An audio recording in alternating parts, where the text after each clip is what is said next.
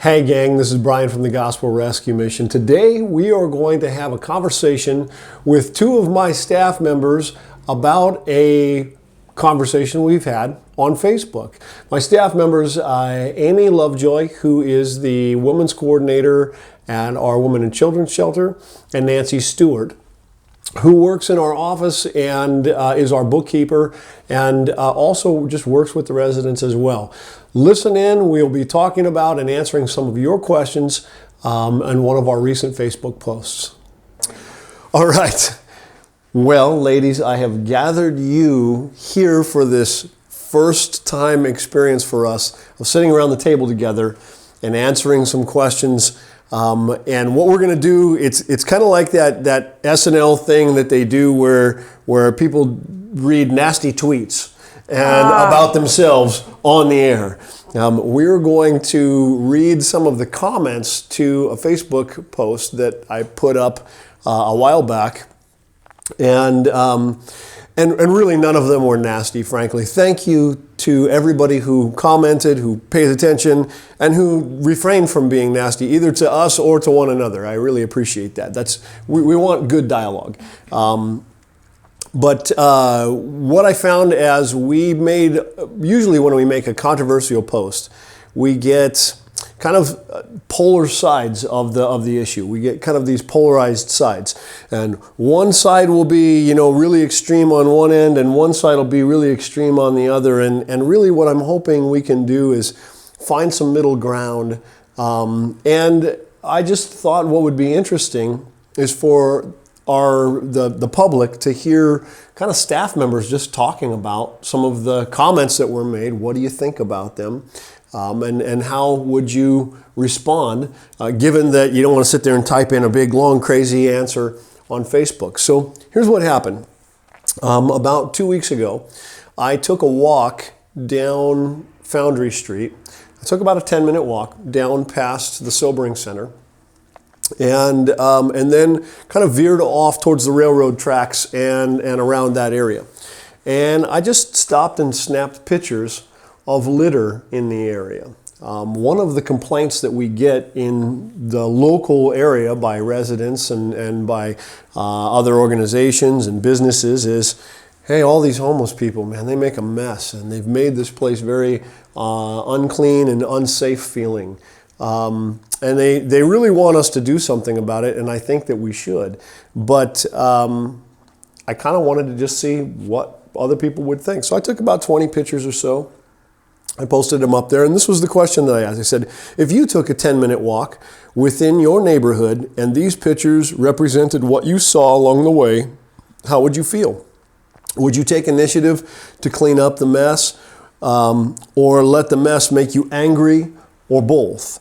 What would you do? And so I don't know if you've seen the pictures that I took, if you've seen the post at all.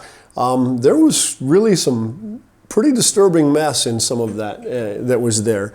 So I got kind of two types of answers. I'm going to read one that I would say is an extreme type of answer that seems to be one swing of the pendulum. Someone named Alex writes, this has been going on for years. Unless you walk in the shoes of a homeless person, you don't know. What if you don't have or can't afford a garbage bag? What if there are no dumpsters around? What if you have no energy because of the stress of being without a home? Please try to feel their life and their pain instead of complaining. Put things in place to help them clean up. P.S. I live in a house with a garbage pickup, and it's hard for me. Compassion is needed. So I think Alex kind of represents one kind of view on there. I'll read another of his comments in here.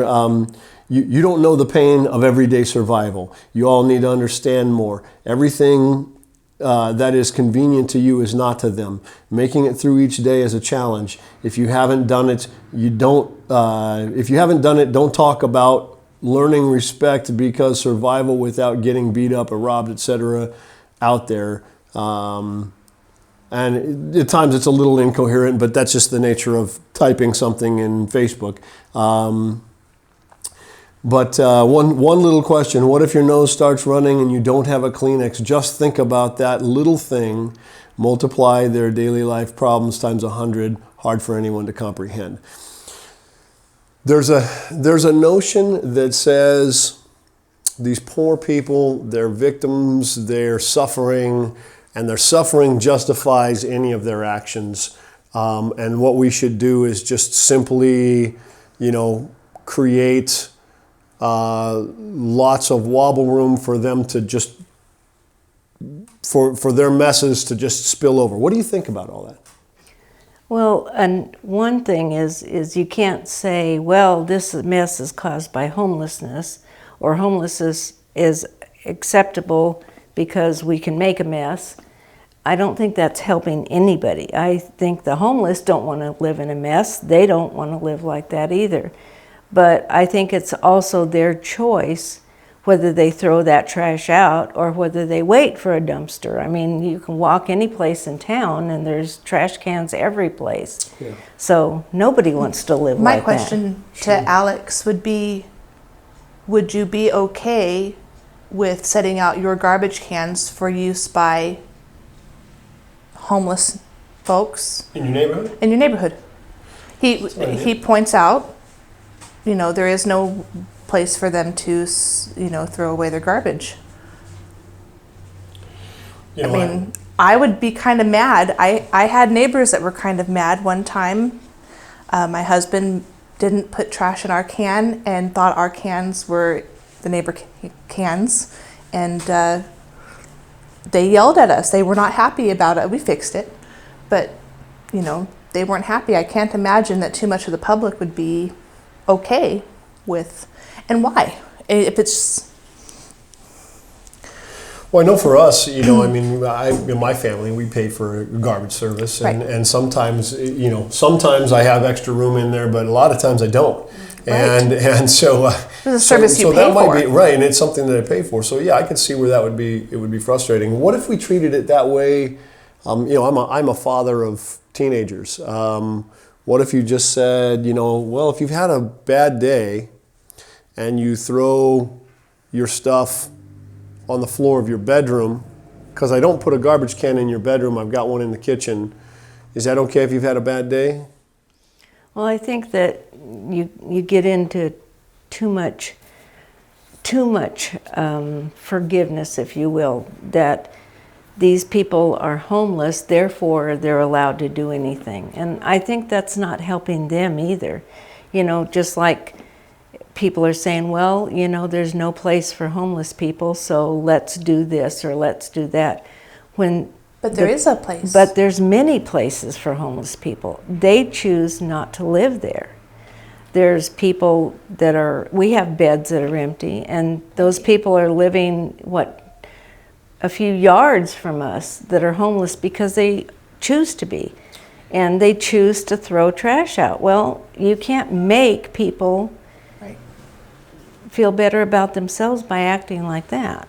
That's something that I think people watching may have a hard time with. In fact, almost everywhere I go, I have people really struggle with that idea, that there are people that would choose to be out there rather than being here. When we tell them I've got room at the mission and have had room for most of the time we've been in existence to one level or another, they just can't fathom that that's even true. And they immediately think, well, the only way that can possibly be true is if they're all mentally ill. Mm-hmm. And I think that we really want a broad brush to paint everybody, but the truth is that we have all come across people in either all around our neighborhood here, around the neighborhood of the mission, that are homeless, and when you invite them to come stay, they just kind of tell you, no, I'm not interested. They sleep in our hallway. Yeah. Rather than check in and be housed and fed. Friday we had, the boss came in and said he couldn't get in the front door because there was a guy sleeping right in front of the front door of the mission. And rather than coming in, he would do that. And then when we offered to walk him down to the sobering center where he gets sober because he clearly was struggling, he just walked off instead of walked down, and Ken was willing to walk down there with him. Kind of crazy.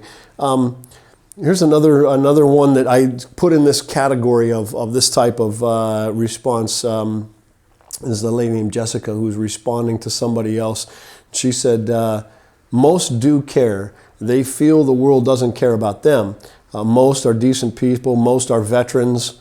Most are non-judgmental. Most is a big statement. Most are not homeless because of authority or lack of wanting to follow the rules. Now, I'm not sure where she's fitting in all of this, but what do you think the percentage of people in the Women's House are of veterans that you've seen? I've worked here for 19, 20 months now, and I've had 2 come through out of over 200 women. Yeah, I think in the Men's House, it might be as high as 10% on a very, very high time. Right. A lot of times we can go for months without having any. So yeah, I just think there's a lot of like really inconsistent thinking about that, and people that just want to believe. I mean, if you listen to the news, this is probably where some of this comes from. Most people listen to the news and they think, well, that everybody that's out there are homeless veterans, and or mentally ill, or strictly drug addicts. I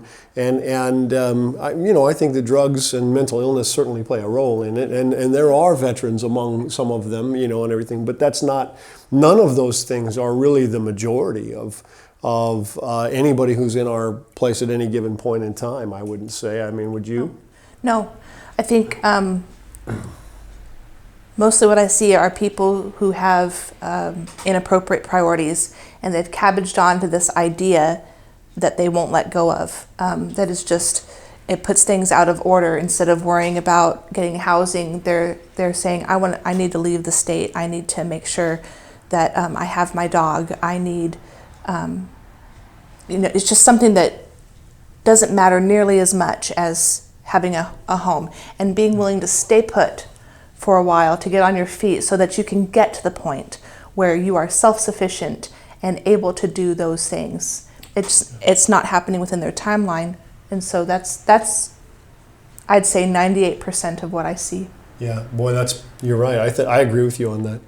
Okay, so that's one type of person who kind of wants to make them all weak and fragile, wants to categorize them into these areas where they're vulnerable and victims and this kind of stuff, and we really need to use kit gloves when we deal with them. And there's this other end of the rung on this that's maybe summed up by a guy named Mike, who says, he'll say something like this: "This post is right up my alley. When I moved to GP, I have never experienced this type of behavior. I live near the river and I see this constantly. There is no excuse for leaving trash all over the community. There's plenty of trash cans all over GP. Once again, this is not a homeless or housing crisis. This is a drug epidemic and an addiction crisis. And if you don't care where you're putting your body, you don't care about your surroundings, and it's sad." Now, first of all, before I even comment on Mike's comments, I would say this: that Alex and maybe Jessica and the people on the one side, there's elements of what they said that I agree with, there is some truth in there. And again, with Mike, I would say there's elements in what he's saying that I do agree with, but he goes on in even another spot and says, basically that the issue is really drug addiction. This is his thought. I don't know. What do you think about the drug addiction issue? How many people would you say? What's a good safe percentage of how many of the ladies that come into the Women's House are struggling being addicted currently to It's less than a quarter of them. Okay, less than a quarter of them. Okay. Yeah. they're currently addicted when they come in. They may have had addiction problems there may be a larger amount that have had addiction issues in the past or whatever. Like people who are actively seeking treatment, right. or that I refer to actively seek treatment, is not that many. 20-25%. Yeah, about. Okay. Yeah, I think for the men's house it's probably pretty close to the same. I think that drugs and alcoholism has affected all of our resident population, or most of our resident population, in some ways. But that's not always the issue there. But it really becomes, especially when it comes to cleanup of those issues, of the trash that we saw out there. Boy, the fear of like getting pricked by a needle is pretty real and you gotta legitimate. Be careful. Yeah. How about this? This one says, Kay says, I live on a street with many rental duplexes. No one takes care of their space. Sad times used to be people took pride in their space looking nice. Sad it now spills over into our public spaces. Doesn't help that there are so many homeless, feral people trashing as well. Here's another one. Melinda says, I've always picked up trash everywhere I go. I even preach it to my kids. But at this point, I found used needles in the trash I'm picking up, so I now discourage my kids from picking up random trash. It's sad. I mean, yeah, be careful. Yeah. Well, I think that what we have here is two different camps. We have people who say, the homeless people are drug addicted. We have people who say, well, they're feral people. That's sad. That's and terrible. what you have to watch is that you become so isolated in your thinking that you dismiss every other thought, every other idea. And that doesn't solve the problem. The problem is we do have homeless people, regardless of whether they choose to be homeless or not. They've made a choice to be homeless. Otherwise, we wouldn't have people here. And that's the issue. The issue is, what are we going to do to solve it, whether it be by their choice or by other people's choice? And you can't dismiss people. Categorizing people is very dangerous, because that's what happens when it gives you a feeling of being superior to somebody else because you're not a feral person or a drug addicted person. I think that it goes. It can give a feeling of superiority on both sides. You can feel superior by calling somebody a tweaker or an addict or something like that, and that's one way of doing it. But you can also feel very superior by being the giver of all good things to these poor, broken people. Well, that's making them victims. That's the other side of it. Yeah. The other side of it, they're not responsible. They have no trash can. They don't have a place to blow their nose. Really? We need to hold people accountable. Absolutely. Because they are people. The dignity of a human being is very, very valuable. Yeah. And you cannot give that to somebody else. They have to earn it, accomplish that. Picking up trash, like the lady said, she's teaching her children that. You know what? If people don't pick up trash, can you teach them that? That's a part of the dignity of a human being, is to be able to take care of yourself, earn your own living. That's something somebody else can't give you, and it does make you feel better to be able to give that to somebody, but it doesn't accomplish anything for them except to make them more comfortable temporarily. Yeah, we notice that with the girls and even some of the guys when people come in at Christmas time and they want to give all the kids stuff for free. Yeah. Yes. And the residents, actually the adult residents can become depressed. Yeah. And you're thinking, why did you suddenly become depressed?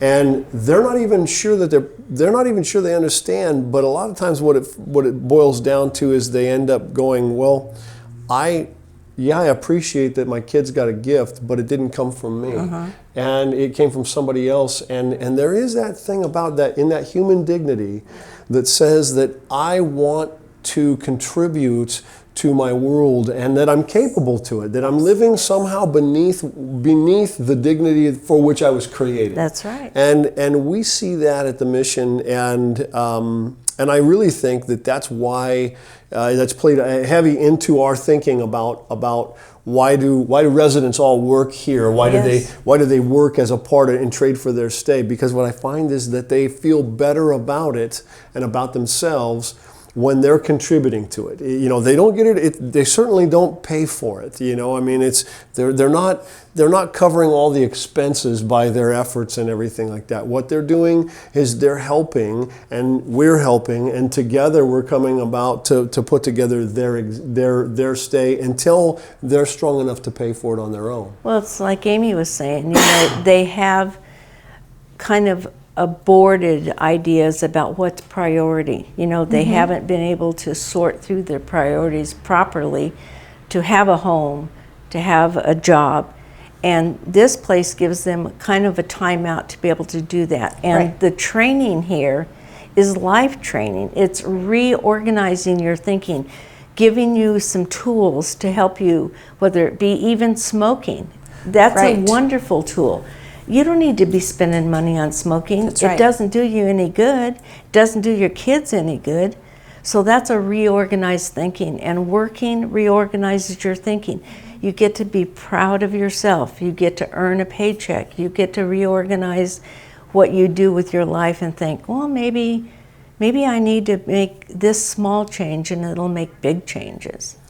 So here's a question for you. Should those who give away free resources in the community, you know, as we were looking at those pictures, and I look at where did all this stuff come from? I mean, there's the person who took it there and dumped it. So that's the homeless person, right? Who took it there and dumped it. But where did it come from?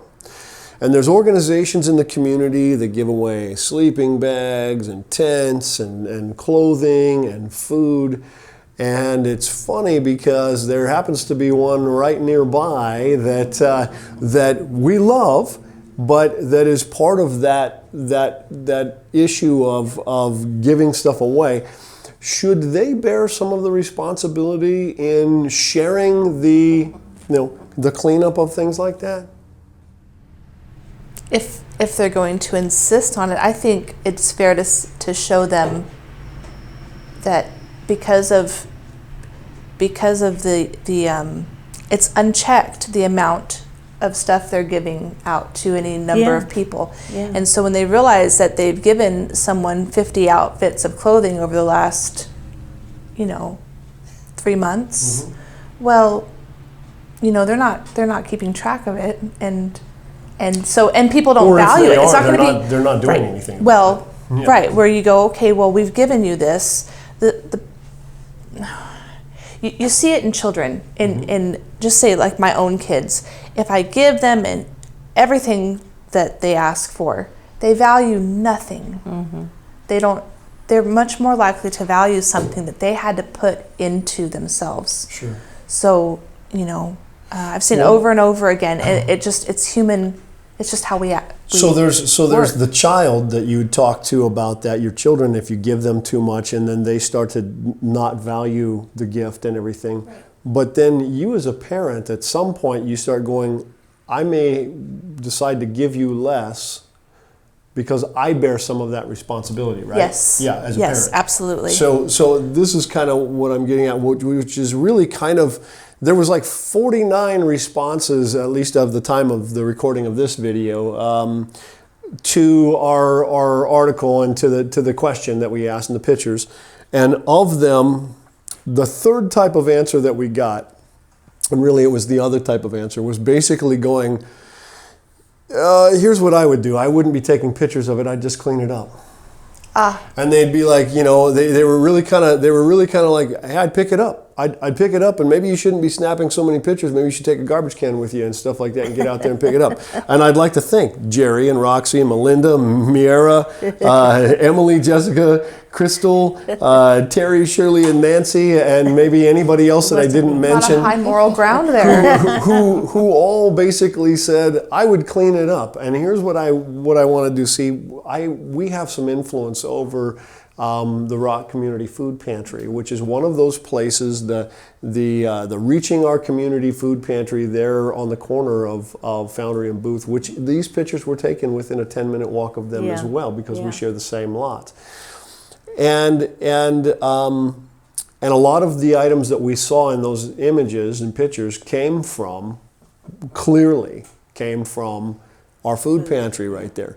One of my concerns is that if we say we're reaching our community, but we're only reaching the homeless in our community, then maybe we're not really reaching our community. And if the neighborhood is saying, you know what, one lady had said, those pictures are taken from my neighborhood. Yeah. You know, she was bothered by it, and she understood where we were. Yeah. So one of the things that we are going to do, we're helping to influence through the Rock Community Food Pantry, is we're going to organize a community cleanup day that we're going to go out within that same area and around both the Mission and the Rock and out around where Foundry Village is going to go in and around the railroad tracks around there. We're going to go and pick a day and we're going to clean it up. We have a lot of volunteers and we have a lot of fantastic staff members, and we're also going to ask some of the folks that we distribute food to join us. And while we're here, Jerry, Roxy, Melinda, Miera, Emily, Jessica, Crystal, Terry, Shirley, and Nancy, and anybody else who wants to comment, Alex, Jessica, all of these, for Martha, Kay, Mike, come join us. I would invite you to come join us. And this will be on Tuesday, I think it's February 4th. We're going to go from 10 to noon, and we are going to just go out into the community, and we're going to clean up the mess that we are helping to contribute to. And we're going to invite some of the homeless to join us. We have a big dumpster there. I have a pickup truck. We can throw stuff in our pickup truck. We'll get gloves. We'll provide everything we need. We'll even provide a barbecue afterwards. We're going to invite everybody to come and have fun with us. We'll try and have maybe a Mission resident or two to come join us. And we're going to have some fun with it. And this will be Tuesday, February the 4th. We're going to, and we'd really like to invite the community to come join us. You know, we don't want to be somebody that just points and wags our finger. We want to be somebody that comes in and provides solutions. We want to be an organization that comes together and solves these problems. And maybe it doesn't solve the problem everywhere, but maybe we'll spark some ideas in other neighborhoods where they can do the same thing. When they go, you know what, this is what these guys did from the Rock, and in reaching their community and trying to take some pressure off of the homeless, and also to help the homeless become aware of, hey, this is really creating an issue and it's drawing the community's awareness. We could have come out here with pitchforks and torches. We could have come out here ready to run everybody out of the tar and feather. Instead we came over with trash bags and with good hearts, and we want to help clean up. And I think that's what we're trying to do. Unisolates the homeless people, makes them part of the community. Correct. They are part of the community. Yep. They maybe have checked out in lots of ways, but they are still part of the community. That's right. That's And right. if we don't include them, what we do is isolate them by tagging them, as has been done here. Right. And that's not finding a solution. A solution is found when people communicate And come together. and lay their ideas, their preconceived ideas of what this person is. He's a drug addict, he's a veteran, he's mentally ill, whatever it is, that doesn't solve the problem at all. Right. Join with people that are willing to solve a problem. We've got, at the Mission, we've got over 25 years of experience working with this, trying to solve this. Exactly. And we're a gospel rescue mission. There's over 100 years of experience trying to solve the issues of homelessness and deal with them in our individual communities respectively around the country. So there's history. Yeah, we've got history. We've got a wealth of knowledge to draw from. And so together, I think that we can come together and find those solutions. We should be the first people invited to the table on these discussions. And that's why we're having this discussion today. And that's why I invited you to join me, because I want them to see that these aren't just people, you know, behind big blue buildings, you know, that have never set foot on the ground before and never struggled with real life and never dealt with hard times. We're just people trying to solve the problem. I really appreciate, and for all the 49 people that made comments and all the people that shared those things, I appreciate the tones that they kept. That they really seem to care and want to solve a problem. We may not always agree on how to do it, but I think when we all talk about it, and I hope that they know that we're listening, we're paying attention. We really want their input and their ideas, so that we make our community here in Grants Pass that much better. I appreciate what we've done. We've run out of time, but I appreciate the conversation. And if somebody is listening to this and they are, you know, this strikes a chord with them, maybe in their community, whether here in Grants Pass or outside of the area, I would just encourage you to share the video with people that you know, tell people about it. You know, if you want, we certainly can use your help. Contribute to the Gospel Rescue Mission. We need your time, we need your talent, we need your treasure. We need all of those things together to make this thing work better. So thank you again for your time.